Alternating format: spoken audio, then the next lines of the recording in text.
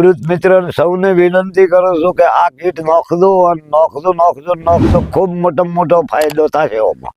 ખેડૂત મિત્રો, આપણી એગ્રીકોન ન્યુટ્રીટેકની લેવલ અપ ડ્રીપનો આ બટાકાની અંદર ઉપયોગ કર્યો છે। તમે જોઈ શકો છો કે આ હિસ્સાની અંદર નથી ઉપયોગ કર્યો ને આ હિસ્સાની અંદર ઉપયોગ કર્યો છે। તો આપણી સાથે જે વડીલ જોડાયા છે તેમનો 25 વર્ષથી બટાકાની ખેતી કરે છે અને 25 વર્ષની અંદર કોઈ દિવસ ના મળ્યું હોય તેવું રિઝલ્ટ તેમને મળ્યું છે। તો આપણે તેમના જોડેથી બટાકા પહેલા કેવા હતા ને અત્યારે કેવા છે તે બાબત જાણશું।